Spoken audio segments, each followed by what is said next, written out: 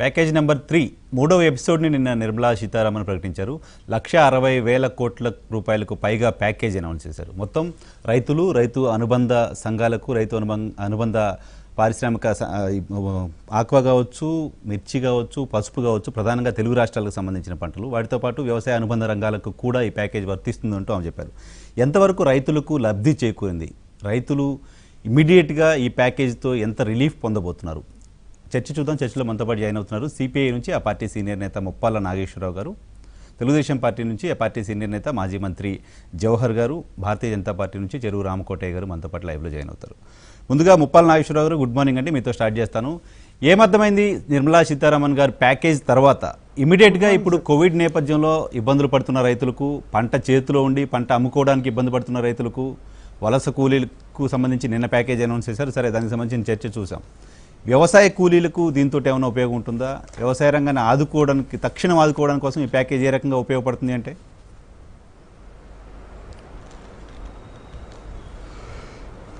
ఒక్క విషయం స్పష్టంగా చెప్పుకోవచ్చండి. 20 లక్షల కోట్ల ప్యాకేజీ మన దేశ ప్రజలకి తక్షణ దీర్ఘకాలిక ప్రయోజనాలకి ఎంతో ఉపయోగపడుతుందని యావత్ ప్రపంచము, భారతదేశంలో ఉన్న విఘ్నులు, రైతులు, వ్యవసాయ కూలీలు, వలస కూలీలు, అర్బన్ కార్మికులు, అన్ని వర్గాలు కూడా ఎంతో ఆశించినాయి. కానీ వీటిలో ఎక్కువ భాగము ఈ రకరకాల ప్రత్యక్షంగా, డైరెక్ట్గా, ఇమ్మీడియట్గా బెనిఫిట్ అయ్యేదానికన్నా ట్యాక్స్ అడ్జస్ట్మెంట్ రూపంలోనూ, ఇతరత్ర ప్రభుత్వానికి చెల్లించాల్సిన పన్నుల రూపంలోనూ, లేకపోతే మనకు రావాల్సినటువంటి ఇతర బెనిఫిట్స్ రూపంలోనూ ఎక్కువ అమౌంట్ పోతూ ఉంది. అందువల్ల ఇది ప్రయత్నమైతే గంపుడు ఆశలు కల్పించింది, కానీ ప్రాక్టీస్లోకి వచ్చేటప్పటికి మనం వేచి చూస్తే తప్ప ఈ రోజు ఉపయోగపడేటువంటిది ఏమీ కనపడలేదు. మన రాష్ట్ర ప్రభుత్వం ఇప్పుడు పసుపు ఏదైతే మనకి దుగ్గిరాల ఇక్కడ ప్రధానమైనటువంటి యార్డు, నిజామాబాద్ తెలంగాణలో ప్రముఖమైన పసుపు పండించే జిల్లా. కానీ తెలంగాణకి పసుపు బేస్ అని చెప్పిన పసుపుకి మన state government, AP state government 6,850 రూపాయలు సపోర్ట్ ప్రైస్ ఇచ్చింది. మినిమం 8,000 లేకుండా అది ఉపయోగపడదు. ఇప్పుడు ఈ ఇచ్చిన 1,00,000 కోట్లలో పసుపుకి అదనపు రేటు ఇస్తే ఉపయోగం. అలా అదనపు రేటు ఇవ్వకపోయినప్పుడు కొనుగోలు మార్కెట్ ద్వారా క్వాంటిటీ పెంచినప్పుడు ఒక రైతుకి 20 క్వింటాళ్ళు 30 క్వింటాళ్ళు మాత్రమే అని చెప్పినప్పుడు పసుపు రైతులకు వచ్చే అదనపు ప్రయోజనం ఏమీ ఉండదు. మిర్చి యావరేజ్ రేటు ఉంది, కానీ కోవిడ్ నేపథ్యంలో మరి ఆసియాలో కల్లా పెద్దదైన గుంటూరు మిర్చి యార్డు క్లోజ్ చేస్తుంది. దీని మూలంగా మిర్చి రైతులందరూ కూడా కోల్డ్ స్టోరేజీల్లో స్టాక్ పెట్టుకున్నారు. కోల్డ్ స్టోరేజీలు రెంట్ విపరీతంగా పెంచి వాళ్ళు కూర్చున్నారు. అందువల్ల సాధారణంగా ఉండే రెంట్ కన్నా ఇప్పుడు రెంట్ ఎక్కువ పెట్టేశారు. దీంతో మిర్చి రైతులకి ఇమ్మీడియట్గా వస్తున్న ప్రయోజనం కనపడలేదు. అందువల్ల ఈ 1,00,000 కోట్లు వ్యవసాయ రంగంలో దేనికి వినియోగిస్తారో చూస్తే దాన్ని బట్టి కానీ మన వివరాలు వస్తే తప్ప మనకు ఉపయోగపడదు. నిన్న అగ్రికల్చర్ మినిస్టర్ గారిని ఈ సందర్భంగా అనేక మంది సంప్రదించిన వారు కూడా డీటెయిల్స్ వస్తే తప్ప ఏ మేరకు ఉపయోగం అనేటువంటి విషయము చెప్పలేదండి. అయితే ఏ మేరకైనా సరే కొంత ప్రయోజనం అయితే ఉంటుంది. ఎంత ప్రయోజనం అనేది మనం చూడాలి sir. Right sir. Good morning Jawahar గారు. గుడ్ మార్నింగ్ అండి. జవహర్ గారు, కేంద్ర ప్రభుత్వం ప్రకటించిన 1,60,000 కోట్ల రూపాయలకు పైగా ప్యాకేజ్ పర్టికులర్గా ఓన్లీ వ్యవసాయ రంగానికి సంబంధించి రైతులను ఆదుకునే పరిస్థితి ఉంటుందా ఈ ప్యాకేజ్ తోటి? వాస్తవంగా ధాన్యం సేకరణ దగ్గర నుంచి మొదలుపెట్టి నరసింహరావు గారు ప్రధానంగా ఈ ప్రకటించినటువంటి దానిలో అదనపు తాయిలాలు అయితే రైతులకు సంబంధించి నాకైతే ఏమనిపించట్లేదు వ్యక్తిగతంగా. ఎందుకంటే చూస్తే ఇప్పుడు గిట్టుబాటు ధర కావాలి, ఎరువులు సంబంధించి కావాలి, రేపు ఖరీఫ్ రాబోతా ఉంది, ధాన్యం సేకరణ ఏ స్థాయిలో జరుగుతూ ఉంది, అదేవిధంగా మిగతా మిరప కానీ పసుపు కానీ లేదంటే ఏదైతే కమర్షియల్ క్రాప్స్ ఉన్నాయో వాటికి సంబంధించి పెట్టుబడులు కానీ అదేవిధంగా స్టోరేజ్ కెపాసిటీస్ ఇందాక నాగేశ్వరరావు గారు చెప్పారు, ఆ స్టోరేజ్కి రెంట్ల పర్పస్ కానీ ఇవన్నీ కూడా ఏమీ లేకుండా రైతులకు నేరుగా వచ్చేటటువంటి ప్రయోజనం వాళ్ళు ప్రకటించింది ఏదైతే ఉందో గతంలో దానికన్నా అదనపు ప్రయోజనం అయితే వచ్చిందని నేనైతే అనుకోవటం లేదు. ఈరోజు రైతు అనే వ్యక్తి ఏ విధమైనటువంటి ఇబ్బందులు పడతా ఉన్నారు, ఏ విధంగా రైతుల పరిస్థితి ఉందనేది ఒకసారి మనం అందరం కూడా ఆలోచన చేయాలి. అందరం రైతులకు సంబంధించినటువంటి వాళ్ళంగా ఈరోజు పొలానికి పెట్టుబడులు ఏ విధంగా ఉన్నాయి, రేపు ఖరీఫ్ రాబోతా ఉంది, ధాన్యం సేకరణ ఏ విధంగా చేశారు, ఎంతవరకు చేయగలిగారు, ఉన్న స్టాకులు ఏ విధంగా రిమూవ్ చేశారు, అదనంగా లాక్డౌన్ సమయంలో రైతులు పడ్డ ఇబ్బంది కానీ ప్రకృతి వైపరీత్యాలు కానీ దానివల్ల ఏ విధంగా గిట్టుబాటు ధర ఇవ్వబోతున్నారు అనేది ఎక్కడ కూడా స్పష్టంగా వచ్చినట్టు నాకైతే అనిపించట్లేదు. నేననేది ప్రభుత్వం ప్రకటించిన దానికి విధి విధానాలు చేయటం, రైతుకు నేరుగా ప్రయోజనం ఏ విధంగా కల్పించాలని ఆలోచన చేయటం, ఏదైతే రైతుకు పంపించే దానిలో ఈరోజు రాష్ట్ర ప్రభుత్వాలు దాన్ని వినియోగించుకుంటా ఉన్నాయి కేంద్రం ఇచ్చిన సహాయాన్ని. అలా కాకుండా కేంద్రం విడిగా రాష్ట్రం విడిగా రెండు వేరువేరుగా వ్యవసాయాన్ని ఆదుకోవాల్సినటువంటి పరిస్థితులు ఉన్నాయి. ఈరోజు రైతాంగం అంతా కూడా గతంలో అనేక ఆత్మహత్యల నుంచి ఈ రైతాంగం కొంచెం కుదురుపడుతుందంటే మళ్ళీ కరోనా వచ్చి పడినటువంటి పరిస్థితి. ఈరోజు రైతులుగా మాట్లాడాలని పరిస్థితి వస్తే ఎరువుల లభ్యత విషయంలో కానీ లేకపోతే పెట్టుబడుల విషయంలో కానీ అదేవిధంగా విత్తనాలు సబ్సిడీ కానీ లేదంటే పంట సంబంధించినటువంటి బీమాలు కానీ ఇవన్నీ కూడా ఎప్పటి నుంచో ఉన్నాయి, కొత్తగా వచ్చినటువంటి ఏమి లేవు. కొత్తగా ఈ రోజు ఏం చేయబోతా ఉన్నారు, రైతులను ఏ విధంగా సాగ్రిగేట్ చేయబోతా ఉన్నారు.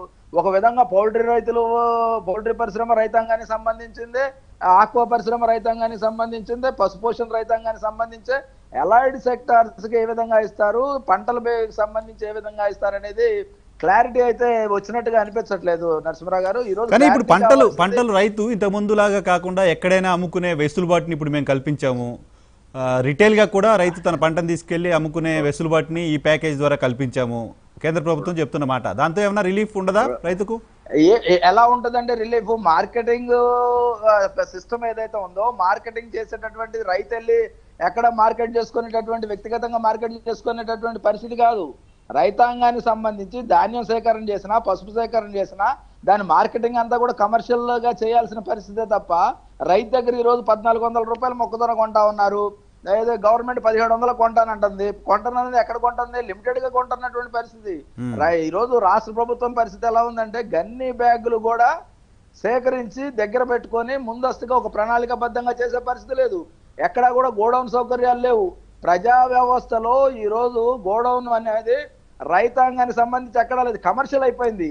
ఏఎంసీలకు కానీ అదేవిధంగా మనం ప్లాట్ఫామ్స్ తయారు చేయడంలో కానీ అనేక విషయాల్లో వెనకబడి ఉన్నాం. వాటిని ఏ విధంగా అడ్రస్ చేయాలి, వాటికి ఏ విధంగా చేయూతనివ్వాలి, నిల్వలు ఏ విధంగా పెట్టుకోవాలి, ఆ నిల్వలు పెట్టుకున్న సందర్భంలో మార్కెట్ రేట్ని ఏ విధంగా అధిగమించాలి. ఈ రోజు ఆరుగాలం కష్టపడి పండించినటువంటి రైతు గిట్టుబాటు ధర వస్తుందని ఏ రైతునైనా చెప్పమానండి. సో ఇమీడియట్ గా రిలీఫ్ కావాలంటే మీరు చెప్తున్న మాట ఇంతకుముందు ముప్పాల నాగేశ్వరరావు గారు కూడా చెప్పినట్టుగా రైతుకు ప్రస్తుతం రైతు చేతిలో ఉన్న పంటకు సంబంధించి ప్రాపర్ గా గిట్టుబాటు ధర ఇవ్వాలి, రైట్? అవునండి, గిట్టుబాటు ధర ఇవ్వాలి. రేపు రాబోయే రోజుల్లో మళ్ళీ ఖరీఫ్ వస్తా ఉంది, దానికి వ్యవసాయానికి సంబంధించినటువంటి లేబర్ అంతా కూడా మళ్ళీ మైగ్రేట్ అయిపోయారు. ఈ రోజు వ్యవసాయ యాంత్రీకరణ జరగాలి, దానికి సబ్సిడీలు కావాలి.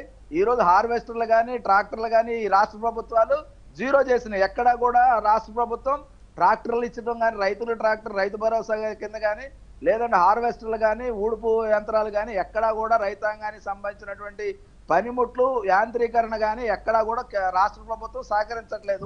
ఏ ఒక్క రైతుకు కూడా ఈ రోజుకి ఇవ్వాల 12 నెలల్లో. ఒక్క రైతుకి ఇచ్చుంటే సంతోషం. కనీసం హార్వెస్టర్స్ ఇవ్వట్లా, కనీసం ఎత్తిపోసేటటువంటి ఇవ్వట్లా, ఏమి ఇవ్వనటువంటి పరిస్థితుల్లో రాష్ట్ర ప్రభుత్వం నిర్లక్ష్యంగా రైతాంగానికి ఉన్నటువంటి పరిస్థితుల్లో ఈ రోజు నీటి సమస్య ఉంది, రైతాంగానికి వ్యవసాయ సమస్య ఉంది, వ్యవసాయ పనిముట్ల సమస్య ఉంది, లేబర్ సమస్య ఉంది. అవన్నీ అడ్రస్ చేయాలి.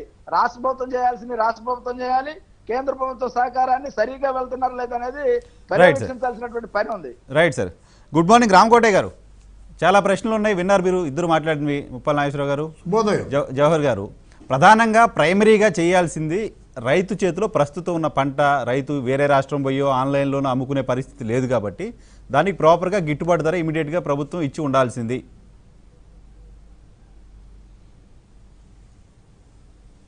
అవునండి, వాస్తవంగా నాగేశ్వరరావు గారు చెప్పిన దాంట్లోనూ జవహర్ గారు చెప్పిన దాంట్లో ఇద్దరిలో కూడా చాలా ఏది క్షేత్రస్థాయిలో విషయాలను వాళ్ళు పరిశీలించి చెబుతున్నటువంటి మాట వాస్తవం. కానీ ఇక్కడ ఒక ఇంపార్టెంట్ విషయాన్ని మనం గమనించాల్సిన అవసరం ఉంది. ఏంటంటే ఇది కేంద్ర ప్యాకేజీ. కేంద్రం యాక్చువల్గా 20 లక్షల కోట్ల రూపాయల ప్యాకేజీ ఇచ్చిన దాంట్లో ఒక్కొక్క దానికి వివరణ ఇచ్చుకుంటూ వస్తున్నారు. నిన్న 1,63,000 కోట్ల రూపాయల ప్యాకేజీ ఇచ్చిన దాంట్లో తేనెటీగల దగ్గర నుంచి కూలీల దగ్గర నుంచి ప్రతి ఒక్కరికి కావాల్సిన విషయాలు, పాడి పరిశ్రమకు సంబంధించిన 16,000 కోట్లు కానీ ప్రతి ఒక్క విషయం గురించి పరిశీలనగా అన్ని విషయాల గురించి అవగాహన చేసుకుని ముందుకు తీసుకెళ్తున్నారు.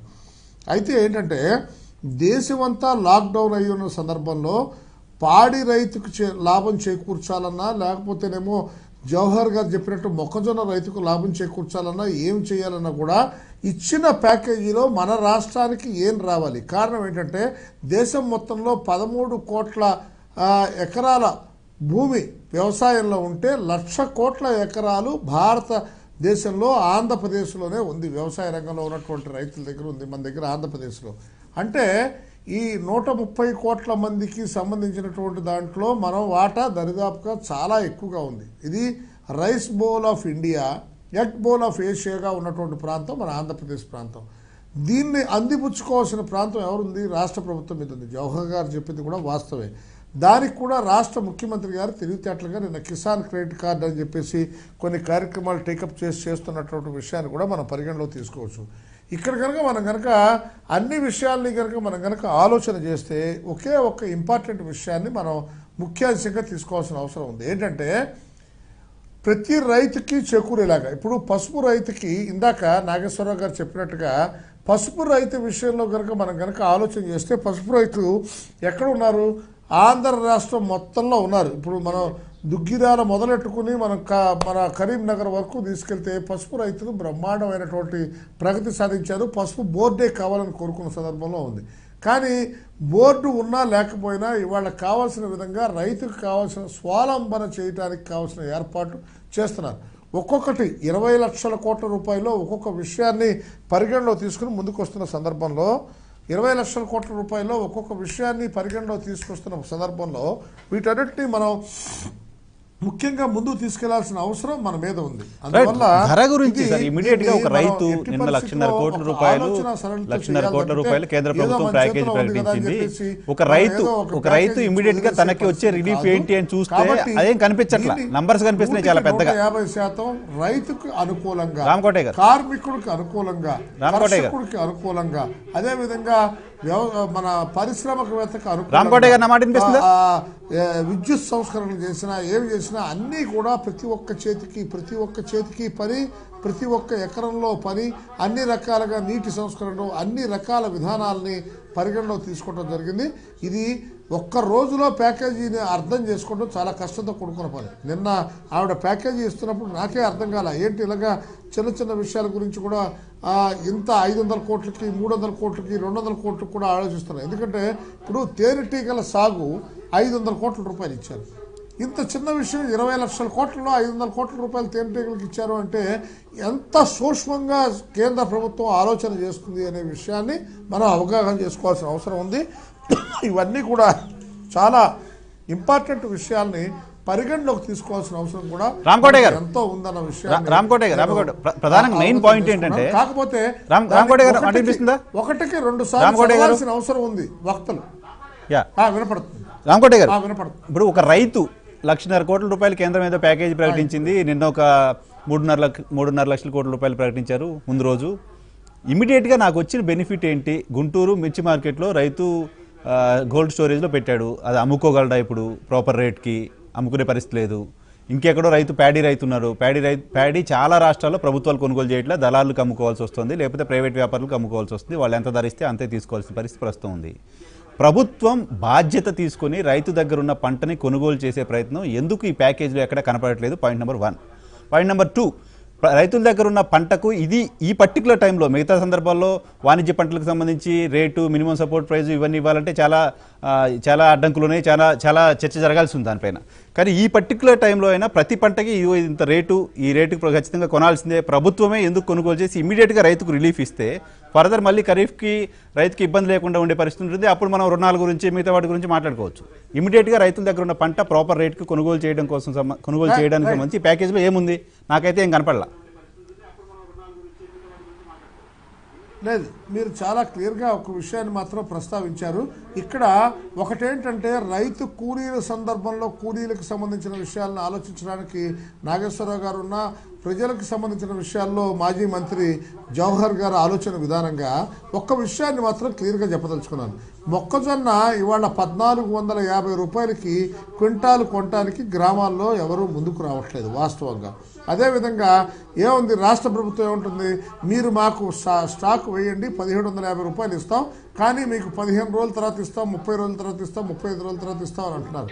దీంట్లో ఏంటంటే కేంద్ర ప్యాకేజీ నిన్న ప్రకటించిన ప్యాకేజీలో ఎవరెవరికి ఏ ఏ రంగాలకు ఉన్నాయో వాటిని తీసుకుని ఆంధ్రప్రదేశ్కి దామాషా పద్ధతిలో వాటిని పరిగణలో తీసుకుని ఇమీడియట్గా రాష్ట్ర ప్రభుత్వం ఒక బడ్జెట్ తయారు చేసుకుని, అయ్యా ఇదిగో కేంద్ర ప్యాకేజీలో మా రాష్ట్రంలో 1 కోటి ఎకరాలు ఉంది, ఈ 1 కోటి ఎకరాల్లో మా దగ్గర మొక్కజొన్న ఎంత ఉంది కాబట్టి ఈ మొక్కజొన్న మేము గోడౌన్స్లో పెట్టుకోవడానికి మాకు ఇంత ఇవ్వండి. రైతుకు కావాల్సింది ఏంటి, రైతుకు రావాల్సిన డబ్బులు చేతికి రావాలి. కారణం ఏంటి, నేను కూడా ఒక రైతుని, నా దగ్గర 500 క్వింటాల మొక్కజొన్న ఇవాళ రెడీగా ఉంది. కానీ దురదృష్టకరమైన సంఘటన ఏంటి, ఇవాళ నేను మొక్కజొన్న అమ్ముకుందామంటే నాకు రేటు రావట్లేదు, చాలా ఇబ్బందికరమైన పరిస్థితి ఉంది. నేను మళ్ళీ పంట మీద పెట్టుబడి పెట్టడానికి ఇబ్బందికరమైన పరిస్థితి ఉంది. అందువల్ల దాన్ని కనుక మనం పరిగణలోకి కనుక తీసుకుంటే, మీరు ఇందాక జవహర్ చెప్పింది కూడా చాలా పద్ధతిగా చెప్పారు వారు. అదేవిధంగా నాగేశ్వరరావు గారు చెప్పిన విషయం కూడా ఆలోచించాల్సిన విషయం. ఏదైతే మిర్చి రైతుల గురించి ఆలోచన చేయాలో అది కూడా ఆలోచించాల్సిన విషయం. కాకపోతే ఏంటంటే ఒక్కసారి అక్కడ ప్రకటించిన తర్వాత రాష్ట్ర ప్రభుత్వం దాన్ని అందిపుచ్చుకోవాలి. Right sir. అందిపుచ్చుకుని ఏంటంటే రైతులకు నేరుగా డబ్బులు ఇస్తే, మీరు 500 రూపాయలు చేతికి ఇచ్చామనుకోండి, 500 రూపాయలు 3 రోజుల్లో అయిపోతాయి. అది కాదు చేయాల్సింది, వాళ్ళ దగ్గర ఉన్న పంటని కొనాలి. ఆ పంటను అదే పాయింట్, ఎవరు కొనాలి? రాష్ట్ర ప్రభుత్వాలు బాధ్యత తీసుకోవాలనేది మీరు చెప్తున్నమాట. ఓకే, పరిగణలో తీసుకోవాల్సిన అవసరం మనందరి మీద. Right sir. నాగేశ్వరరావు గారు, కేంద్రం ప్యాకేజ్ ప్రకటించింది, రాష్ట్ర ప్రభుత్వాలు ఇనిషియేట్ తీసుకొని పంటను కొనుగోలు చేసే ప్రయత్నం చేయాలనేది భారతీయ జనతా పార్టీ చెప్తున్నమాట. నరసింహారావు, రామకోటి గారు పెద్ద మనిషి, ఆయన చాలా లోతుపాతులతోటి ఆలోచించి మాట్లాడతారు. ఇక్కడ రామకోటి గారు, జవహర్ గారు, నేను, మీరు, మనం అందరము ఆలోచించే అంశం ఏమంటే, ఈ ప్యాకేజీ 20 లక్షల కోట్ల ప్యాకేజీ ప్రైమ్ మినిస్టర్ గారు ఏ అకేషన్లో ప్రకటించారు? కోవిడ్-19 కారణంగా గ్రామీణ వ్యవసాయ రంగం చితికిపోకుండా నిలబెట్టడానికి ప్రకటించారు.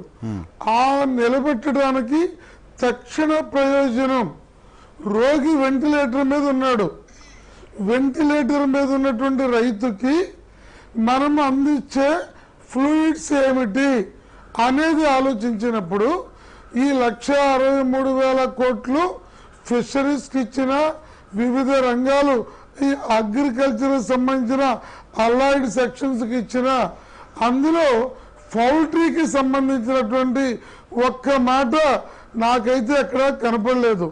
పౌల్ట్రీ పరిశ్రమ దారుణంగా రైతులు 1 కోట్ల రూపాయలు లాస్ అయిపోయి ఉన్నారు.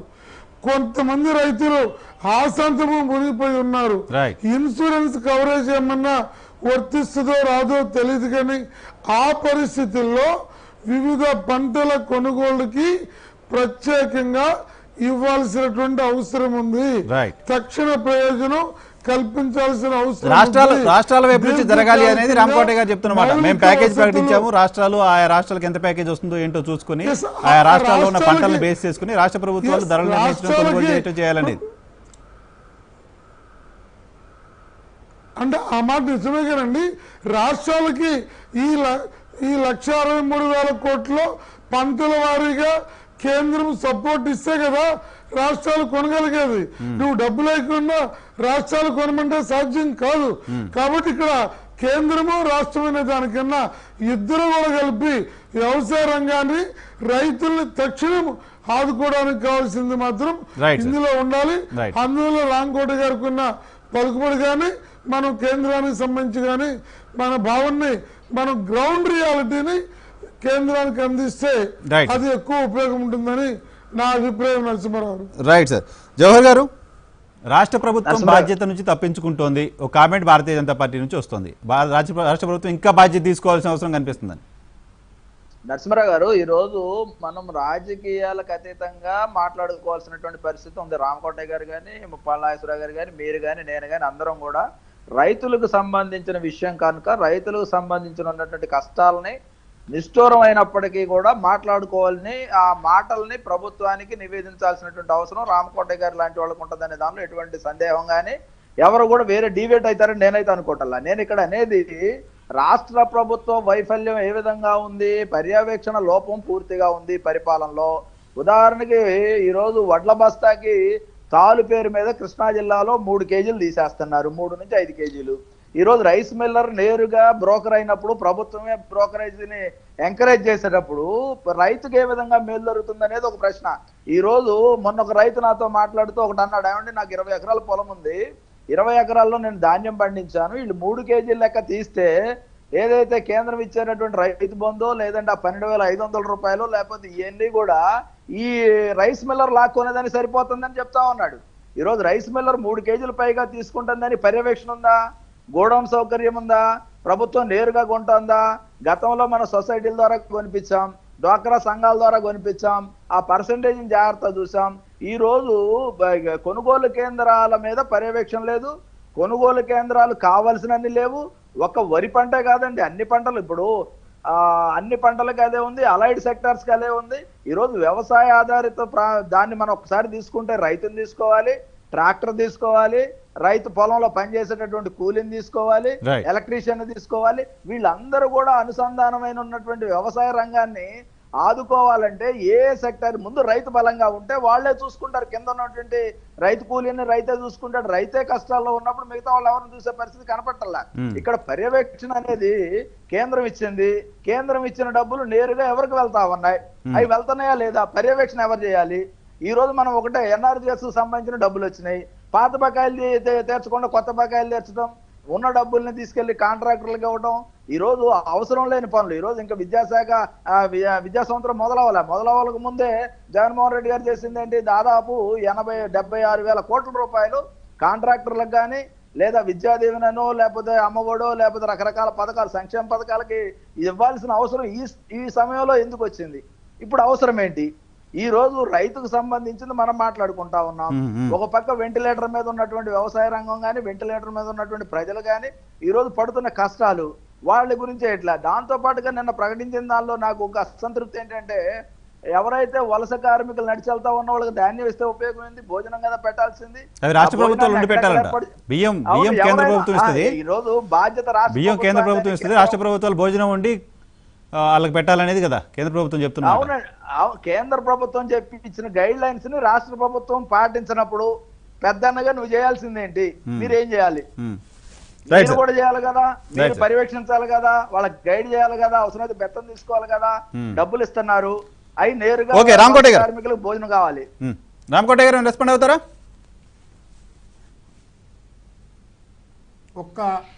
కేంద్రం ప్యాకేజ్ ఇచ్చి వదిలేస్తోంది, మానిటరింగ్ చేయట్లేదు. మన రాష్ట్రంలో ఉన్నటువంటి 13 జిల్లాల్లో నరసింహారావు గారు, మన రాష్ట్రంలో ఉన్న 13 జిల్లాల్లో ఉన్నటువంటి ప్రతి మండలంలో ఉన్నటువంటి వాళ్ళ ఎండిఓ ఆఫీసుల్లో అసలు ఏ ప్రాంతంలో ఏ పంట పండింది అనే అవగాహన పరిపూర్ణంగా ఉంది. అయితే ఏంటంటే దురదృష్టకరమైన సంఘటన ఏంటంటే వీళ్ళందరూ కూడా పనిచేసే విధానం చాలా బాధాకరంగా ఉంది. కారణం ఏంటంటే పలానా గ్రామంలో పలానా పంట పండింది, పలానా రైతుకి ఈ పంట పండింది, ఈ రైతుకి ఈ విధమైన స్వావలంబన కూర్చుంది అనే విధానం లేదు. కారణం ఏంటంటే వీళ్ళందరికీ జీతాల విషయంలో వాటి విషయంలో రాష్ట్ర ప్రభుత్వం బ్రహ్మాండంగా ఖర్చు చేస్తున్నా కూడా ఏ రైతుకి ఏం జరిగింది అనేది అసలు కంప్యూటరైజర్. ఇప్పుడు మనకి చాలామంది మన దేశంలో నుంచి విదేశాలకు ఎందుకు వెళ్తున్నారు? ఏ ఉద్యోగం అంటే కంప్యూటర్ ఉద్యోగం అంటారు. వాళ్ళు అక్కడ చేసే కంప్యూటర్ ఉద్యోగం ఏంటంటే అక్కడ కూర్చుని ఆ దేశంలో ఏ మందు కావాలో టెలిమెడిసిన్ అనే విధానాన్ని మళ్ళీ భారతదేశానికి పంపిస్తున్నారు. ప్రపంచం ఇంత బ్రహ్మాండమైనటువంటి అభివృద్ధి కార్యక్రమాల్లో ముందుకెళ్తున్న సందర్భంలో భారతదేశంలో ఆంధ్రప్రదేశ్ అనే ప్రాంతానికి సంబంధించిన విధానంలో ఈ రాష్ట్రానికి నిన్న ప్రకటించిన ప్యాకేజీలో 20,000 కోట్ల రూపాయల దాకా చేసుకోవాల్సిన అవకాశం ఆంధ్ర రాష్ట్రానికి ఉంది. దాన్ని వదిలేసేసి ఇప్పుడు మీరు గుర్తుపెట్టుకోండి, చేపల కూర వండి పెట్టడం చాలా ఈజీ, ఆ రోజు తినేసి వదిలేస్తారు. కానీ చేపలు పట్టడం నేర్పిస్తే ఇప్పుడు ఆకలేస్తున్నప్పుడు పట్టడం నేర్పిస్తే ఎట్లా? రాష్ట్ర ప్రభుత్వం ఇప్పుడు ఆకలేస్తున్నప్పుడు చేపలు పట్టడం నేర్చుకోం కదా. ఆకలేస్తున్నప్పుడు ఇమీడియట్ గా ఆకలి తీర్చాలి కదా. పాయింట్ చెప్పారు. ఇప్పుడు ప్రకటిస్తున్న ప్యాకేజ్ అంతా కూడా భవిష్యత్తు, దీర్ఘకాలిక ప్రయోజనాలు, భవిష్యత్తు ఏం జరగబోతుంది, భవిష్యత్తులో రుణాలు ఇస్తాయి, ఇవన్నీ కాదు. ఇప్పుడు ఇమీడియట్ గా ఇవ్వాల్సిన రిలీఫ్ గురించి ఆలోచించట్లేదు అనేది కదా విమర్శ. జొన్న, పెసర, మినుము కాదండి, వరి, మొక్కజొన్న, జొన్న, మినుము, పత్తి, లేకపోతేనేమో ఇలాంటి మిరప, ఇలాంటి వాణిజ్య పంటలు కానీ లేకపోతే వ్యవసాయ పంటలు కానీ పండిన సందర్భంలో ఏ మండలంలో ఏమేమి పెరిగిందనే విషయం మీద 696 మండలంలో MDOs పరిగణలో తీసుకుని ఏమేమి ఉంది, స్టాక్ ఏముంది అనే విషయం గురించి పరిగణ తీసుకోవాలి. ఇక్కడ ఎక్కడా కూడా క్షేత్రస్థాయిలో డిస్కషన్స్ జరుగుతున్న సందర్భాలు కనపట్టలేదు. అయ్యా మా రాష్ట్రానికి ఇదిగో మాది వ్యవసాయ ఆధారిత రాష్ట్రం, ఈ రాష్ట్రంలో ఉన్న రైతులు ఈ విధమైన ఇబ్బందికరమైన పరిస్థితిలో ఉన్నారు, కాబట్టి మీరు ప్రకటించిన ప్యాకేజీలో మాకు ఇలా కావాలి అమ్మా అని చెప్పేసి నిన్న లెటర్ పంపాలి.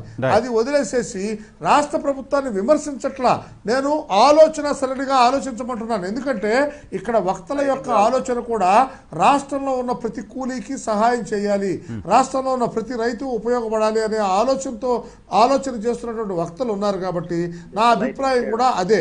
ఎందుకంటే ఇవాళ ఏదో ఒక చిన్న కార్యక్రమాన్ని చేపట్టి దాన్ని ఏదో మనం ముందుకు తీసుకెళ్లే విధానంలో ఎట్టి పరిస్థితుల్లో ప్రతి రైతుకి, ఎందుకంటే ఇందాక జవహర్ గారు క్షేత్రస్థాయిలో ఆలోచన చేసి ఒక విషయం చెప్పారు. కారణం ఏంటంటే దళారీల చేతిలోకి, ఎందుకంటే మీరు కూడా సమస్యలే చెప్తున్నారు. ఒక నిమిషం రామకోట గారు, మీరు కూడా సమస్యలే చెప్తున్నారు. మీరు ఇచ్చిన ప్యాకేజీ ఆ సమస్యలను అడ్రస్ చేయలేకపోతుంది ప్రాపర్ గా అనేది విమర్శ. దానికి సమాధానం చెప్పండి. పండుతాయని లెక్క ఉంటుంది. సమస్యలు మీరు కూడా సమస్యలు చెప్తున్నారు. సమస్య సొల్యూషన్ ఆలోచించే పరిస్థితిలో సమస్య సొల్యూషన్ చూపించే పొజిషన్ లో మీ పార్టీ ఉంది. కాదు నరసరావు, ఒక్క విషయం దయవుంచి ఒక్క విషయంలోకి వెళ్దాం. ఒక చేలో గనక మనం ఒక కంకిలో చూస్తే 258 గింజలు పండితే 40 బస్తాలు పండుతాయని రైతు లెక్కేసుకుంటాడు. చేలో విత్తినటువంటి విత్తనం ప్రకారం ఒక కుదురు నుంచి ఎన్ని పంట వస్తుందనే లెక్క కూడా రైతుకి లెక్క ఉంటుంది.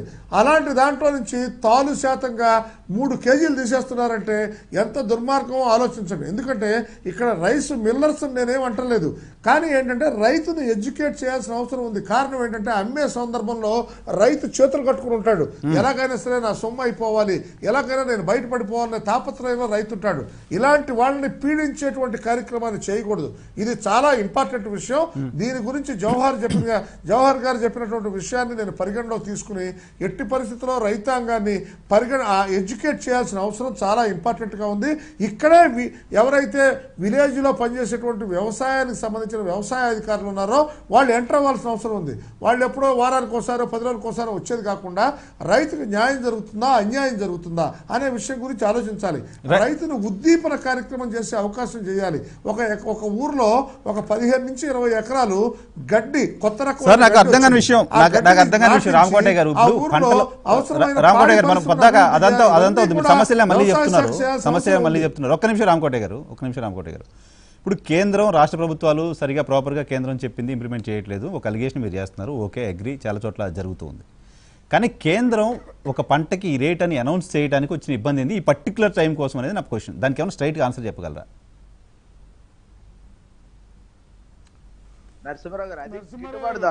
గిట్టుబాటు ధర మీ సమస్యల గురించి పద్దాక మాట్లాడుకోవద్దు. ఎందుకు చేయలేకపోతుంది? డైరెక్ట్ గిట్టుబాటు ధర ఇస్తే ఎవరికి భిక్షమేనక్కర్ల రైతులకి. గిట్టుబాటు ధర ఇస్తే వాళ్ళ దగ్గర ఉన్న పంటకి ప్రాపర్గా రేట్ వస్తుంది. ఆ రేటు ప్రకారం రాష్ట్ర ప్రభుత్వాలు కొనుగోలు చేయకపోతే అప్పుడు మనం అలిగేషన్ చేయొచ్చు, చాలా మాట్లాడవచ్చు. మేజుకు సంబంధించి వరికి సంబంధించి కేంద్ర ప్రభుత్వం గిట్టుబాటు ధర ఇచ్చింది. ఆ ధర ప్రకారం ఎవరు కొనుగోలు చేయకపోయినా వాళ్ళపైన కేసులు ఉంటున్నాయి. అది ప్రాపర్గా ఇంప్లిమెంట్ చేసే బాధ్యత రాష్ట్ర ప్రభుత్వాలు తీసుకుంటున్నాయి. ఓకే, కానీ మిగతా పంటలకు ఈ పర్టికులర్ టైంలో ఎందుకు అటువంటి ప్రయత్నం చేయలేదు కేంద్ర ప్రభుత్వం? చేసుంటే కొన్ని కోట్ల మంది రైతులకు ఇమీడియట్ బెనిఫిట్ జరిగేది. భిక్ష వేసినట్టుగా కాకుండా వాళ్ళ పంటల్ని ప్రాపర్గా రేట్ కమ్ముకునే అవకాశం దొరికేది.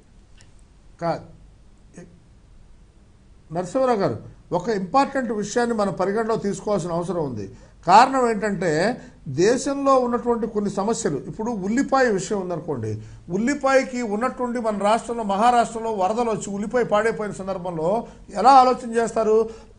ప్రపంచంలో ఉన్నటువంటి దేశాల్లో ఉల్లిపాయ ఎక్కడ చౌకగా ఉందని కేంద్ర ప్రభుత్వం ఆలోచన చేస్తుంది.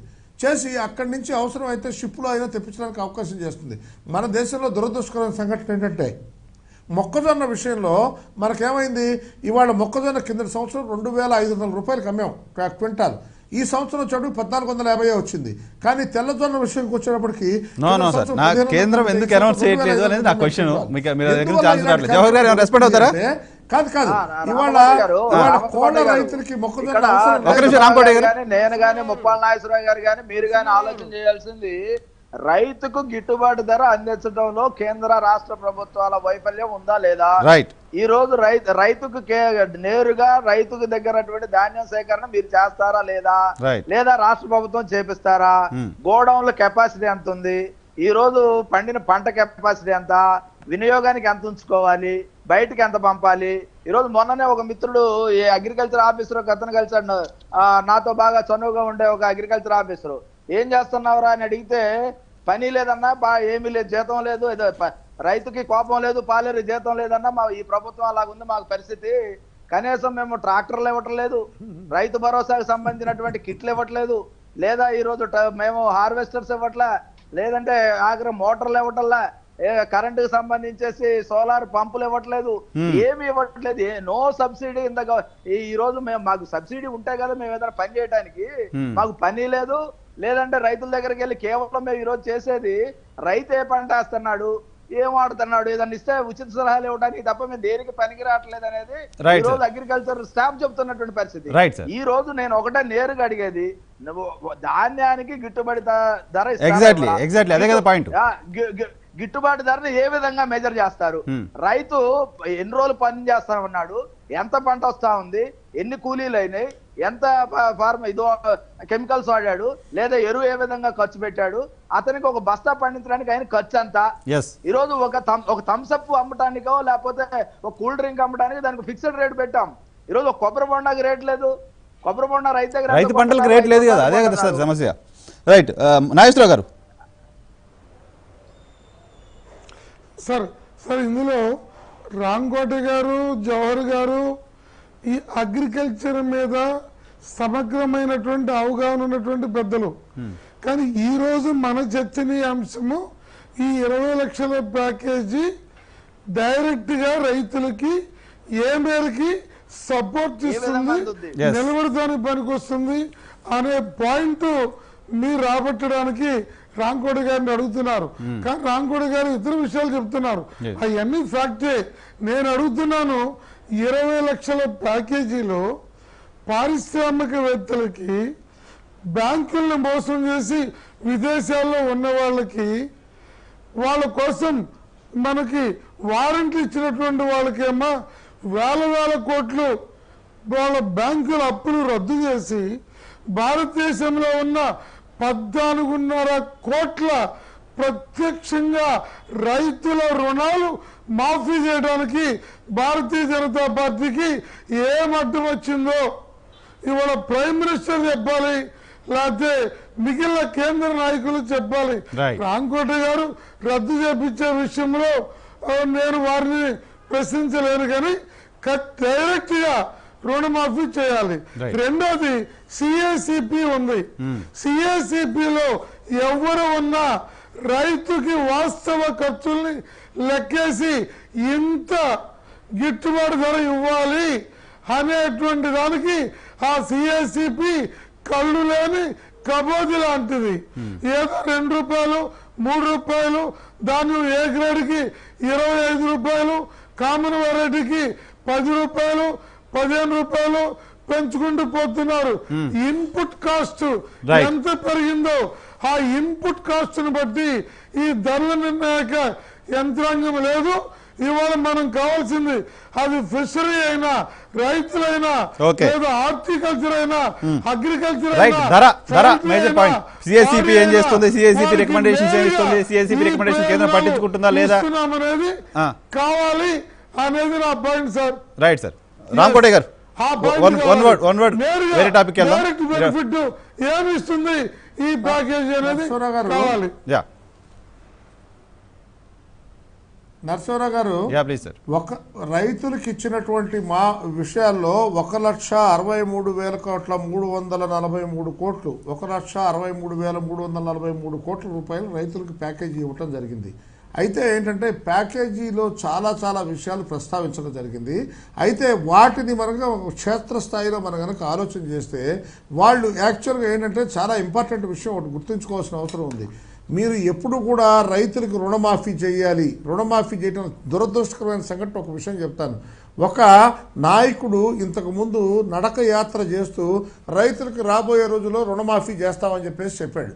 చెప్పిన సందర్భంలో రైతులంతా ఏం చేశారంటే వాళ్ళకున్నటువంటి బంగారాన్ని కానీ లేకపోతే రైతులు కానీ సార్ ఆ చర్చలు చాలా సార్లు చేసాం. ధర గురించి ఏమన్నా మాట్లాడితే మాట్లాడదాం, లేకపోతే వేరే టాపిక్ వెళ్దాం. ధర గురించి ఎందుకు కేంద్రం ఆలోచించలేదు అనేది పాయింట్. మీరు రెస్పాండ్ అవుతారా? అతని యొక్క ప్రభుత్వాన్ని పరిపూర్ణంగా పడగొట్టే పరిస్థితిలో తీసుకెళ్లింది రుణమాఫీ.